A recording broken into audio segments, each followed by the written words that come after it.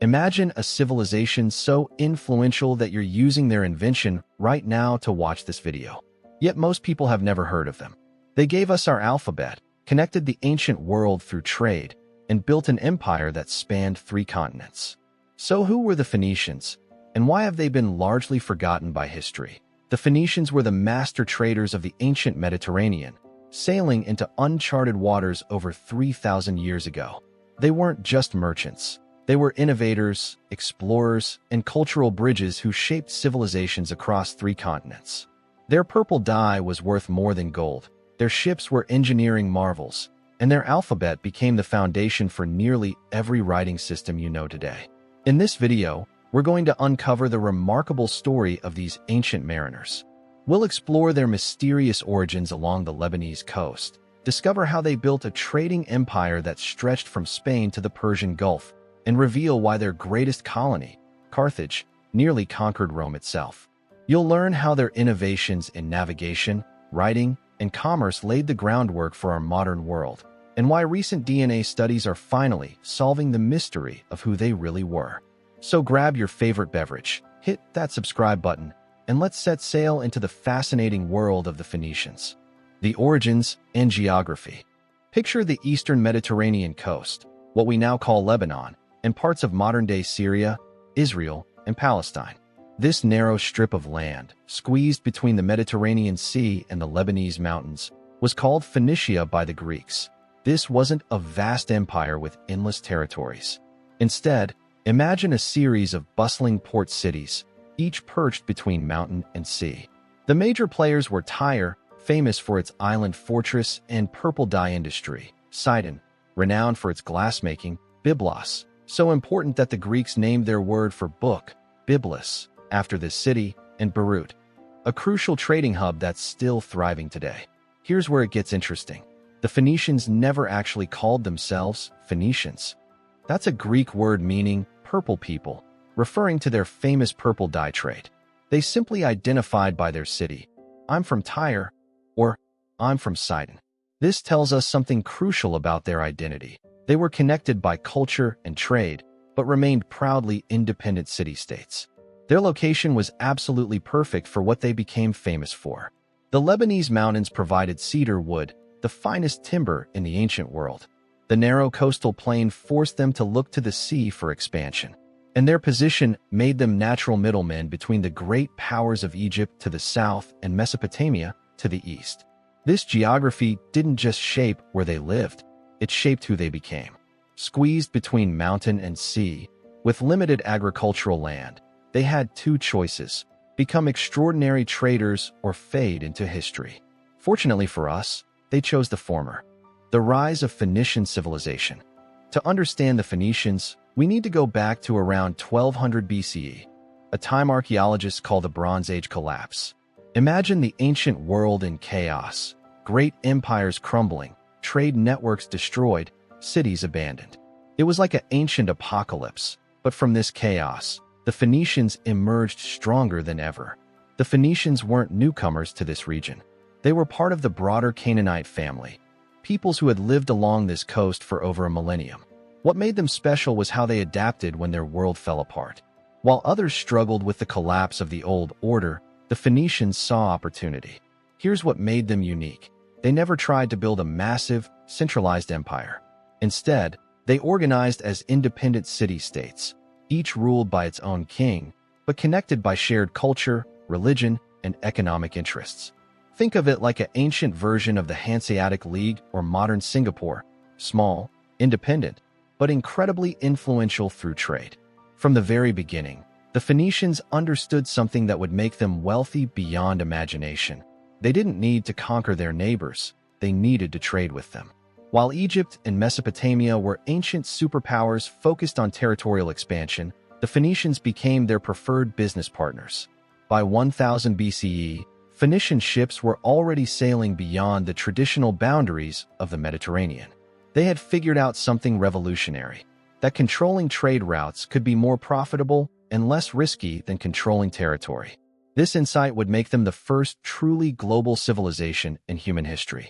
But who exactly were these people? What did they believe? How did they organize their society? And what was daily life like in a Phoenician city? The society and culture.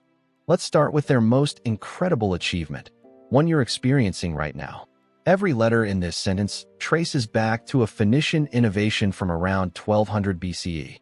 The Phoenicians took the complex Egyptian hieroglyphic system and transformed it into something revolutionary. A simple 22-letter alphabet where each symbol represented a single sound. This wasn't just a minor improvement, it was a communications revolution. Instead of memorizing hundreds of symbols like Egyptian scribes, anyone could learn to read and write in weeks. The Greeks adopted this system, adding vowels to create their alphabet.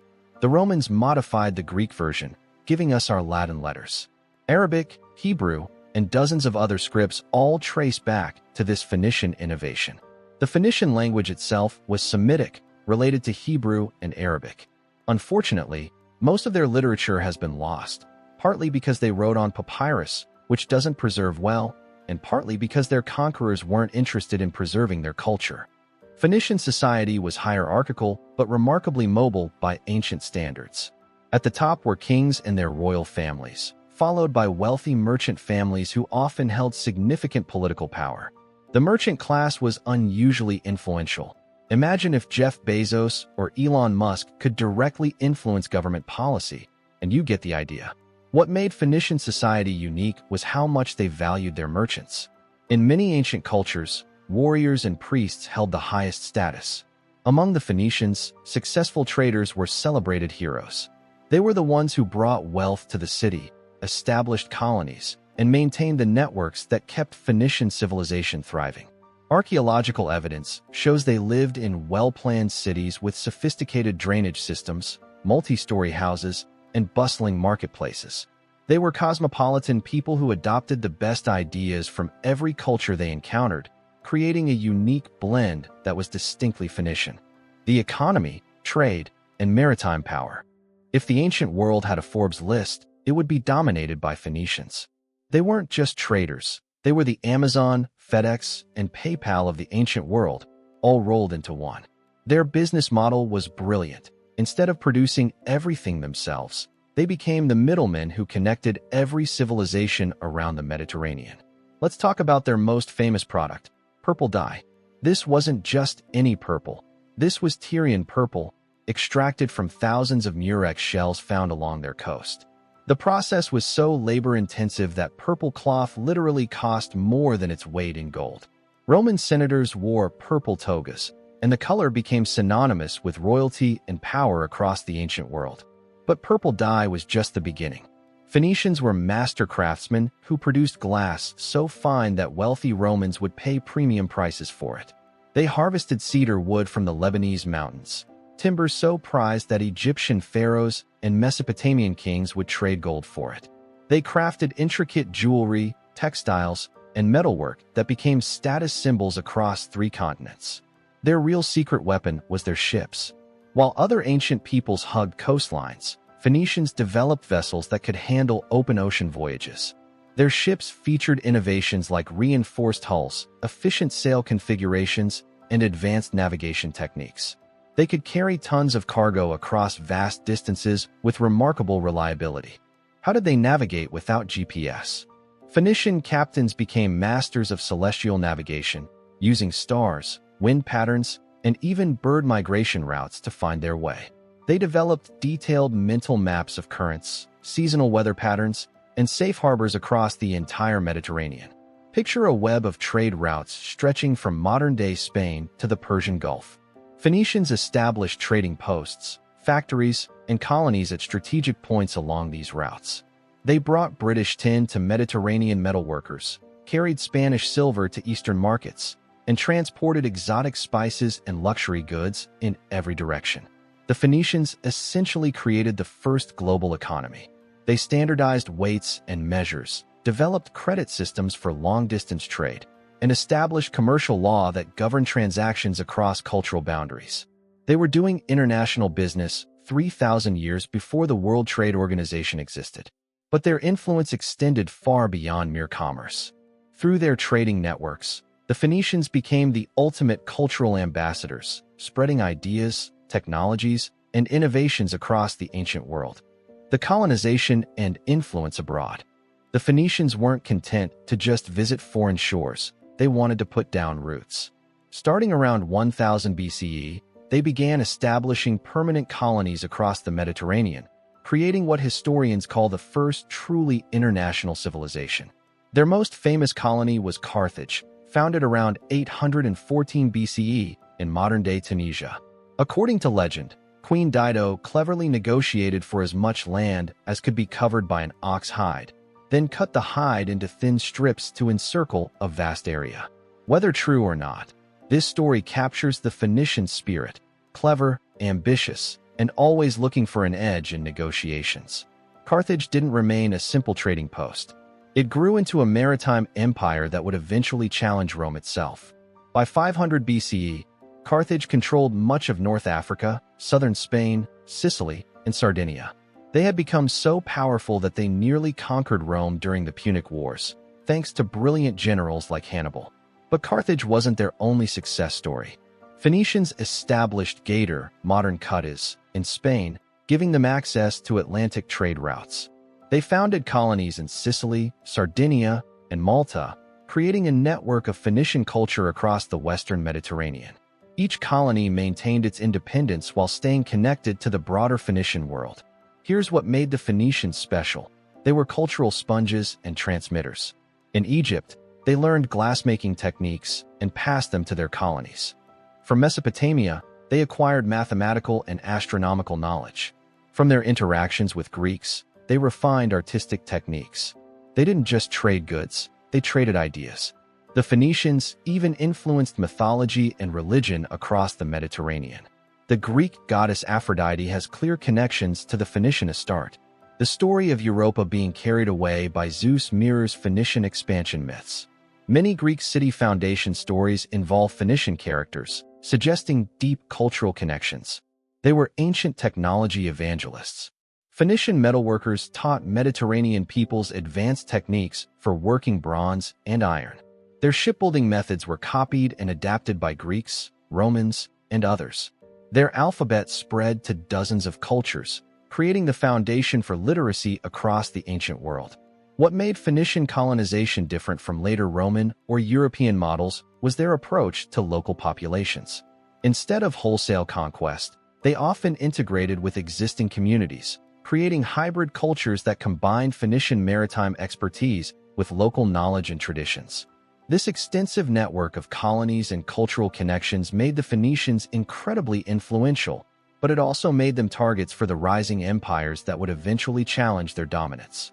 The decline and legacy. Success made the Phoenicians wealthy, but it also made them targets. By the 8th century BCE, the great land-based empires had recovered from the Bronze Age collapse and were looking to expand. The Phoenician homeland found itself caught between ambitious neighbors who wanted to control their wealth and trading networks. The Assyrians were the first to seriously threaten Phoenician independence.